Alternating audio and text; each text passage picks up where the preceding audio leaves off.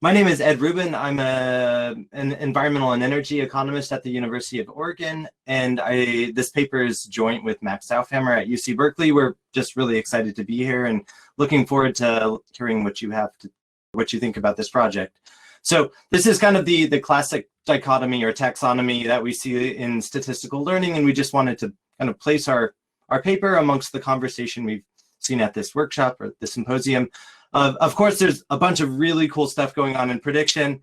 And as Brian showed us, and as Cynthia Rudin's going to talk about, this is kind of like a classic false dilemma where there's a ton of really cool stuff going on at the intersection of causal inference and prediction.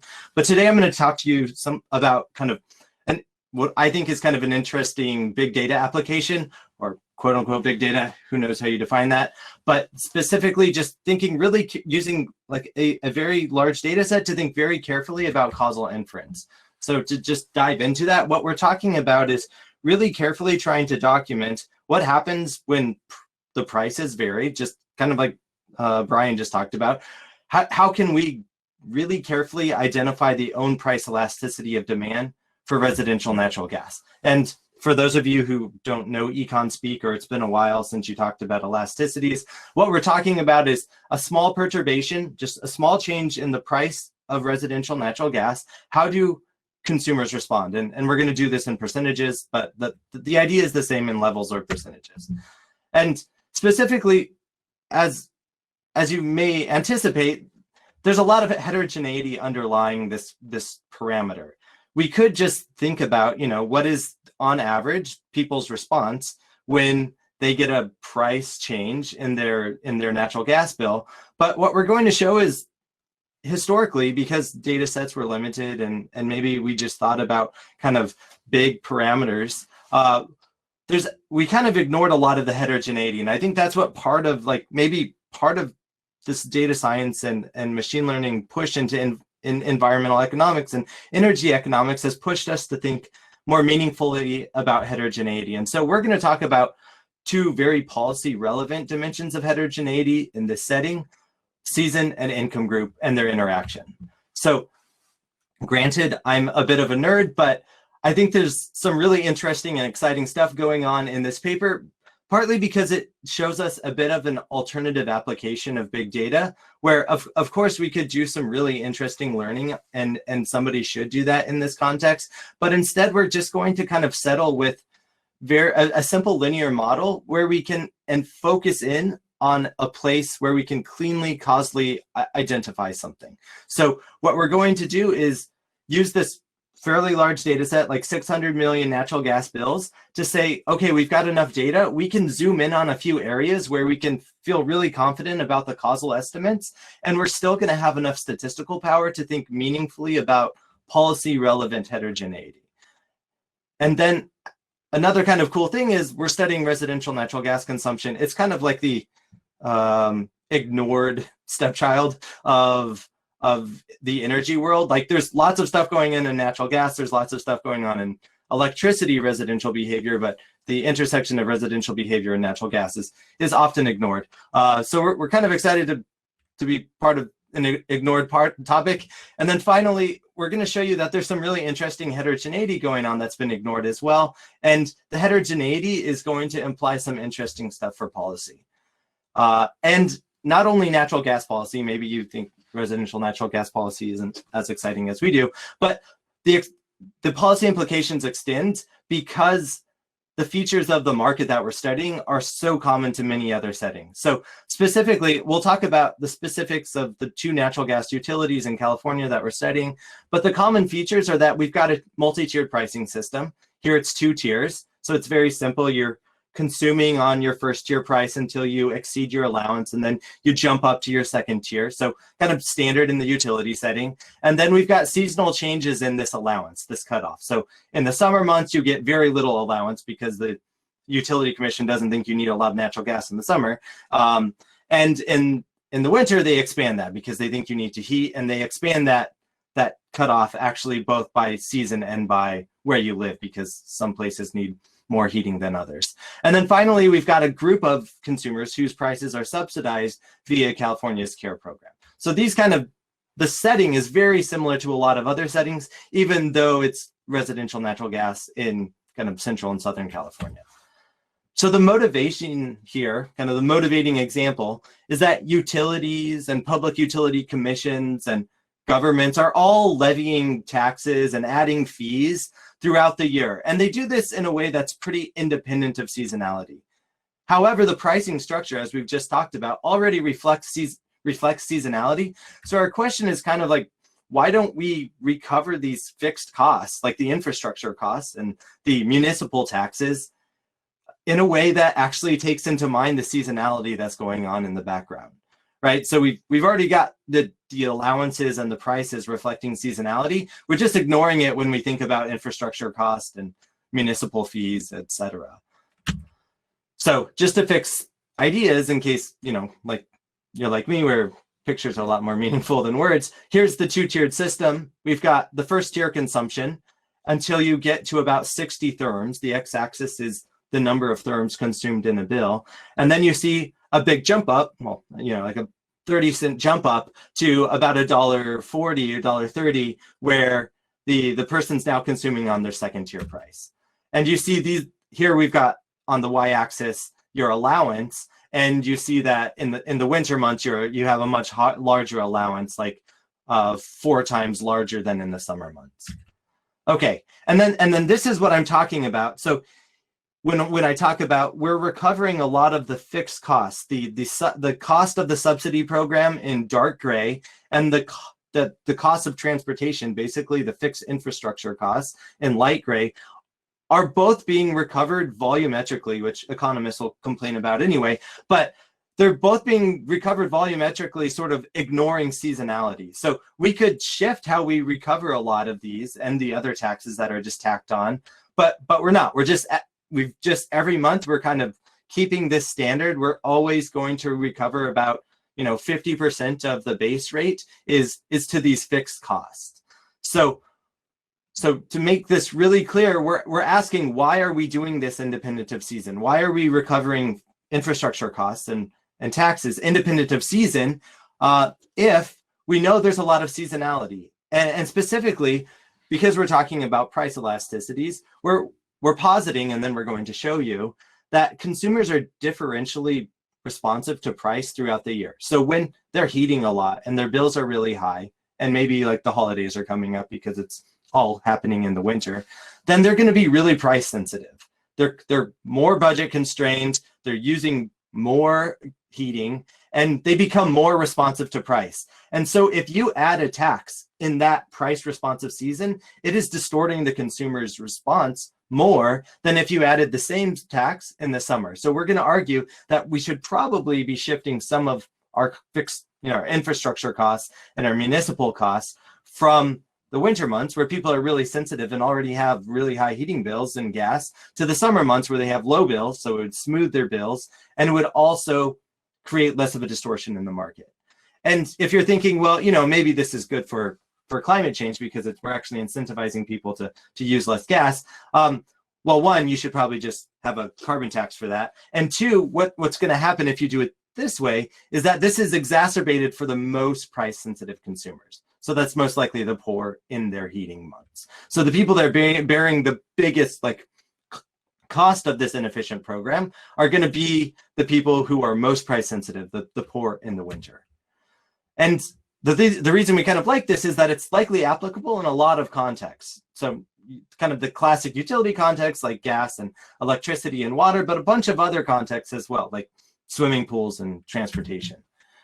So identifying the causal effect, we kind of make a big deal of it, is challenging in this setting, because when you regress quantity on price, like we want to do, there's a lot of things that are jointly affecting quantity and price. In economics, we say that quantity and price are jointly determined in the economy. They're, you know, by the intersection of the supply and demand curves. So there's going to be things that are shifting supply or demand and are going to lead you to get the wrong result. For example, if you just regress quantity on price, you're going to pick up a positive effect saying that people consume more when the price is high. And that makes sense because they consume more in the winter when the price is high. But that's not telling you that if you raise the price, people are going to consume more. So we really want to be able to attribute causality. And to do that, we're going to focus into this area in California where people who live in the same zip code are getting served by multiple utilities. So you've got people who are essentially neighbors and provide nice counterfactuals like Brian was just talking about. So we've got these neighbors, and one of them is a PG&E customer, and one of them is a SoCal gas customer. And then the thought experiment is upstream in the spot market, these two companies apply slightly different buying behavior, but they're both regulated. So just they internalize the spot market price differently. So these two households that live next to each other, one of them gets a small bump in its natural gas price when the other one doesn't, just because it belongs to SoCal Gas and PG&E didn't buy in the same way that SoCal Gas did. So this kind of rules out a bunch of the other complications. It's saying these two people live next to each other and they only get slightly different variation in their natural gas prices because of some arbitrary administrative border between these two utilities that was determined like 50 years ago. So this is to show you that indeed SoCal Gas and PG&E, the top two lines, are buying on the spot market, right? We know they've got to buy gas somewhere. And both of them internalize the variation in the spot market, but it's not in exactly the same way. So this is the kind of variation we're going to identify off of. And so just to give you, we're not going to go deep into these equations, but I wanted to say we're going to do two-stage least squares, 2SLS, and in econ speak, we're going to be instrumenting the residential price for natural gas with the spot market price interacted with the utilities. So that's where we're saying the two utilities differentially internalize the spot market price. All right, and we're going to show you results for 4 different prices, but in general, we're going to get very similar results. Obviously, in the first stage where we're trying to show that the residential price is a function of the spot market price, that's mechanical because they buy on the spot market and they're regulated in the way that they pass on these spot market costs to their consumers.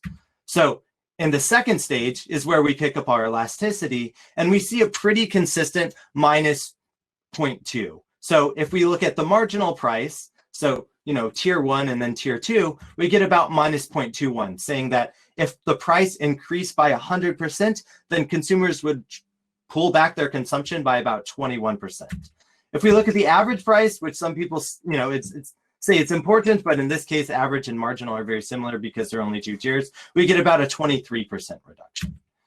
And so across this, we get about 20%, but I led it off with saying there's going to be some really important heterogeneity. So let's look at it first by season. And you can see in summer months, kind of unsurprisingly, but importantly, consumers are inelastic. So that's saying if we shifted some of the cost into the summer, they wouldn't respond.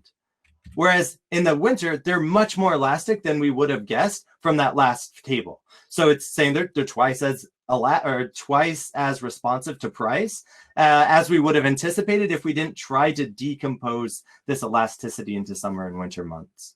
And again, we can decompose this by income groups because the care participants, these subsidized program participants, are identified in the data, and we see that they're more price responsive than their higher income counterparts. So again, there's another interesting dimension of heterogeneity. We can interact season and income status and find that both low income and higher income individuals are essentially are not responsive to price in summer months and are very responsive to the price in the winter months, especially the lower income folks in the winter. So this price elasticity is quite large for the utility setting. That's saying you're going to cut back 50% of your consumption if your prices increase by 100%.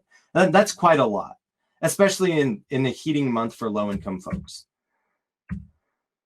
So in conclusion, we've showed you that we can, using big data, quote unquote, we can zoom in on an area and generate some causal effects of the price elasticity of demand for residential natural gas. It's about minus 0.2, but there's a lot of important heterogeneity underlying this elasticity, both with respect to season and especially with respect to income. They're both significant. So the implications of this is that we should probably think a lot more about decomposing the heterogeneity underlying a lot of our standard pooled elasticities, but we should especially think about the policy implications that these heterogeneities have. In our case, it's that we could shift a lot of cost recovery and tax recovery from the inelastic, or from the elastic periods, the price responsive periods, to the inelastic periods. And this would increase efficiency. And in some settings, it could make kind of a progressive switch as well. And then finally, I think this project has some interesting insights for big data. Specifically, we've got like 600 million natural gas bills, but the size of the data set does not give us causality. What gives us causality is the size of the data set lets us kind of flexibly focus into an area where we can attribute causality, and then we still have enough power to think about policy relevant heterogeneity. So with that, I'll end, and I thank you all again for your time, and the organizers. Great. So I am very interested in this because, as you mentioned, that this is not a heavily studied sector, and I've been having a lot of conversations with people about these net zero emission goals that everybody is getting all high and excited about, and two questions. Well, one comment, one question. I mean, obviously, doing the switch that you were suggesting, moving things to the summer, it would be progressive, but it would be raising emissions since you're yeah. But the real question is, I mean, with the kinds of elasticities that you're suggesting, it's not really, to me, it doesn't seem practical to use carbon pricing to get rid of natural gas in the household sector. I mean, with an elasticity of 0.2, I don't know, you'd have to like raise it by a factor of 10 or something. So I'm maybe putting you on the spot, but have you given any thought to like what would reduce, any thoughts from your work about how you might reduce gas in the household sector, which seems like to me one of the hardest, the existing housing market seems like it's one of the hardest places to get fossil out of the economy. I mean, so we haven't given that a lot of thought. I mean, we've thought about the carbon tax side of it and how the carbon tax side is complicated here because it's going to be borne by the poorer people in the heating months, but it's also going to take a big carbon tax to eliminate it, like you've said. I guess the only thing I would add is maybe there's more room to investigate the heterogeneity, because all of this is kind of based off of the current level of consumption, and we kind of assume like a constant elasticity. So if that elasticity curve is changing a lot more than our kind of empirical method accounts for, that could account for like maybe when you push down consumption enough, what will happen next. I don't know if that. No, it totally makes sense. So we now have some Q&A or some Qs, and maybe you'll get us some As. So one question is, if you move to the summer, if you shift these fixed costs to the summer price, do you run into a problem because the consumption is so low? I mean, don't you have to do a factor more high of the price? Is that? Yes. So I think this is where, like, if you're going to redo it, you redo it the right way. And that would say decouple volumetric and fixed costs, and then put that larger fixed cost in the summer months. So if you did that, and they'd still internalize it because consumers are responding, we think they're responding to average prices, but it won't mean prices are now $100. It just means there's you're charging a fixed fee, and that fixed fee just got like bigger. Yeah, although I would wonder if you wouldn't kind of counteract your progressiveness if you switch to fixed prices. For sure. I think that's why we do it volumetrically. And that's going to counteract that part. Another question, did you explore, and this may have to be the last one, did you explore other dimensions of heterogeneity? And if so, find any interesting patterns? So no, and the reason is that what we know about people is actually very limited, and I think that's one of the reasons why I think this is kind of an interesting data science project, because you don't have a rich, like, wide data set for matching. You've got a very long data set where you're like, we know these people live in this zip code, and they are either part of a subsidized program or they're not. So thinking more about heterogeneity besides season and income, because we've got an income flag by their participation in the subsidized program, it was really hard. Yeah. I think like the way to do it in the future is get the utility to give you like zip 9s or to give you addresses and then match them into data where you have better covariance. Or maybe like census data, track data or something. Yeah. Cool. Well, this has been great. I just want to thank you again. That was really cool. And I'm glad you're doing the work in this area because as you mentioned, it is something that I haven't seen that much work on residential gas demand. So it's very cool to see that. Yeah, thank you.